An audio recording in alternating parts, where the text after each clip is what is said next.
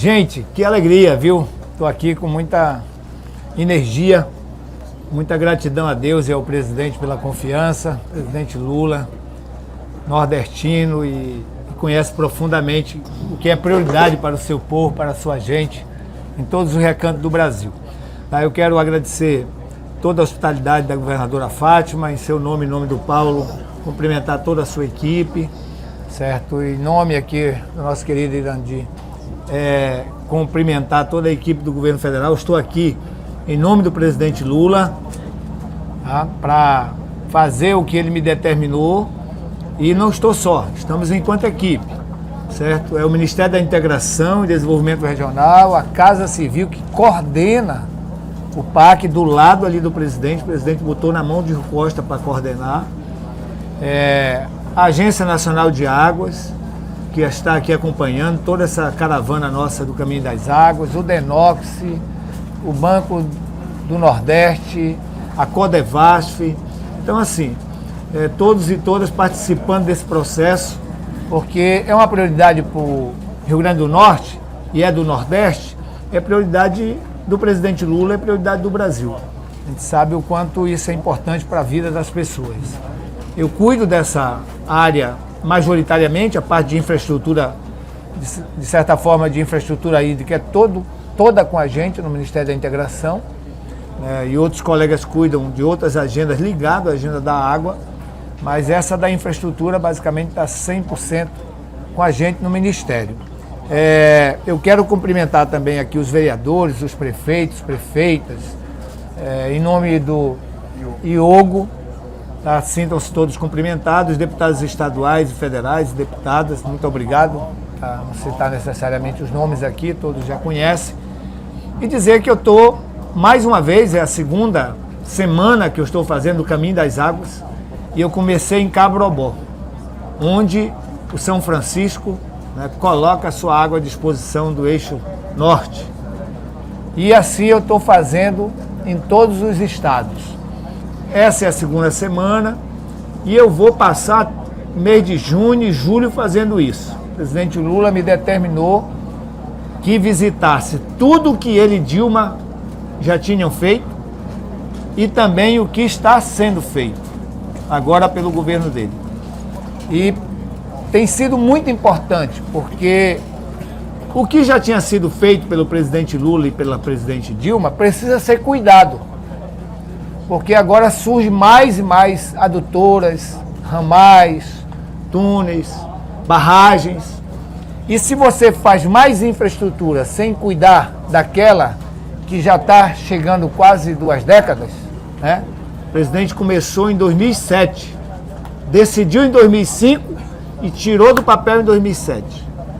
Contra uma série de fatores que vocês sabem. Tinha ambientalistas contra, tinha religiosos contra, tinha governos contra, tinha agentes políticos, técnicos do próprio governo, e o presidente tomou a decisão, porque só ele mesmo, por conhecer o Nordeste brasileiro e a necessidade do semiárido, que começa para atender o semiárido, mas agora o sistema é tão robusto, é o maior sistema da América Latina, que isso ganha uma dimensão que vai além do consumo humano e passa a focar no desenvolvimento, nas várias possibilidades que tem, nas várias regiões do Nordeste brasileiro.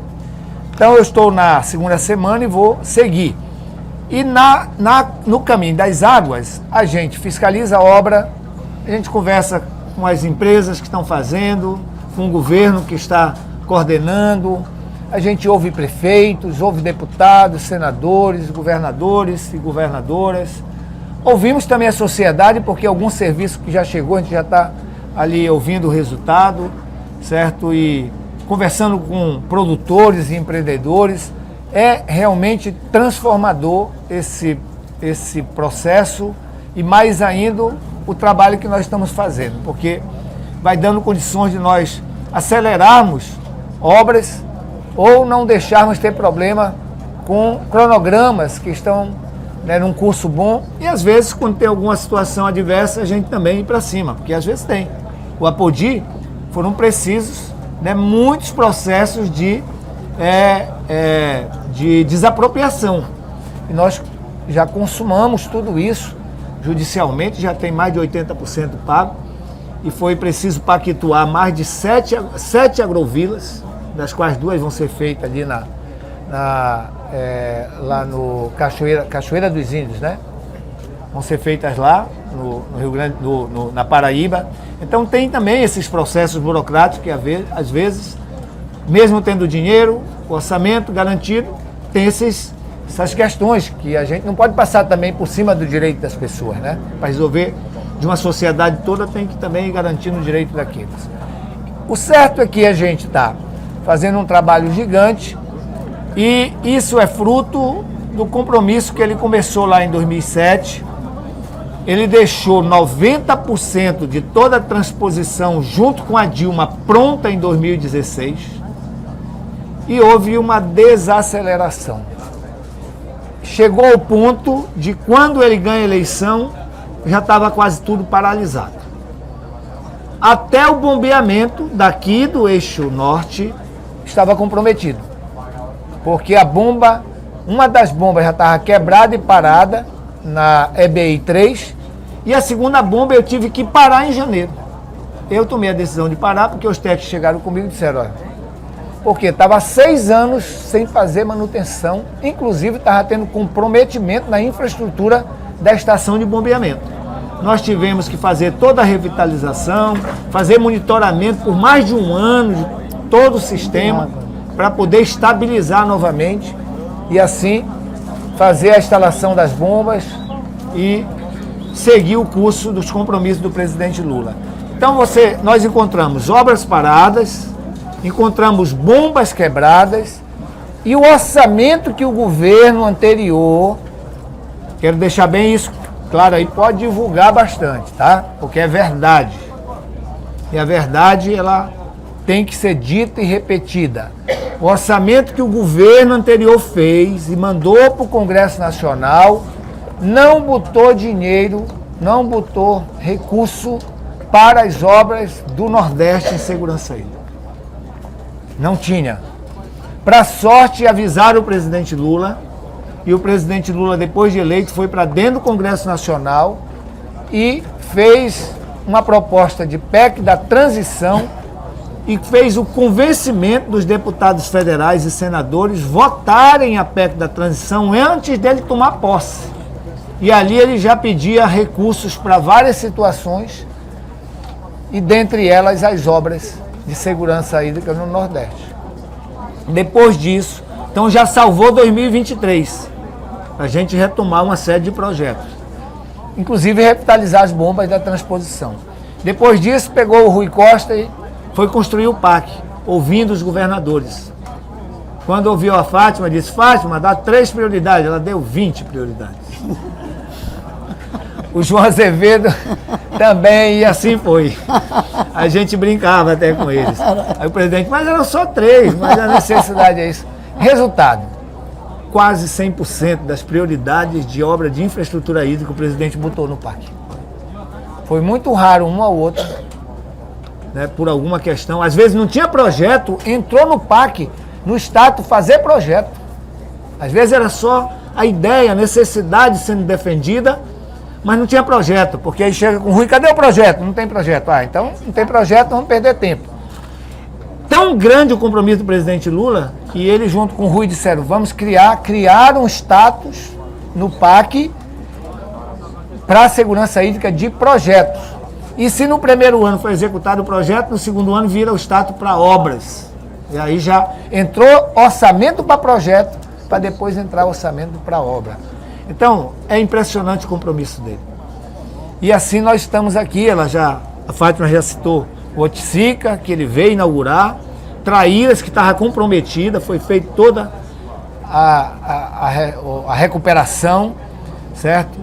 O Apodi, ele veio da ordem de serviço ali na construção do túnel, foi lá dentro do túnel com a gente, da ordem de serviço para ser construído o túnel, para garantir toda a conexão do Apodi, e aqui todo o sistema adutor do Siridó Norte, no caso, né?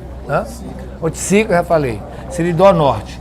Então, vocês sabem mais do que eu, o quanto isso significa para o desenvolvimento humano, para o desenvolvimento econômico, certo? Para a vida das pessoas.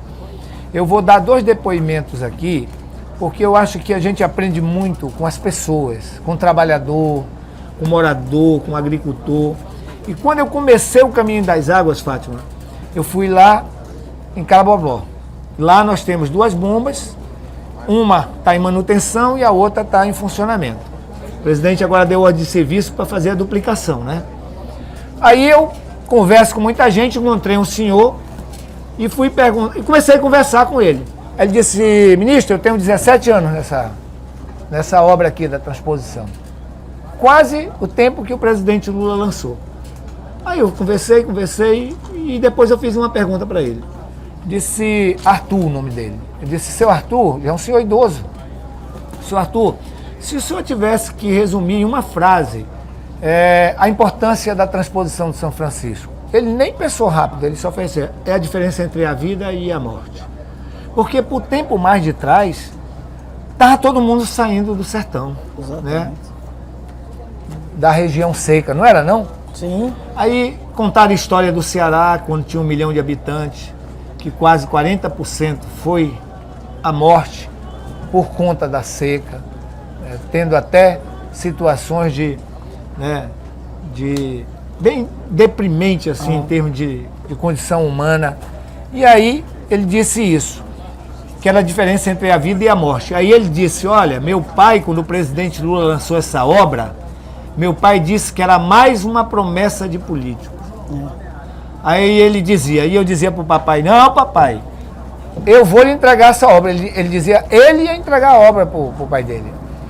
Só que aí, né, tempo foi passando, o pai dele faleceu, certo? E ele dizendo assim: meu pai faleceu, e quando a gente concluiu a obra, o presidente Lula concluiu a obra, ele não viveu para conhecer a obra e a transformação disso.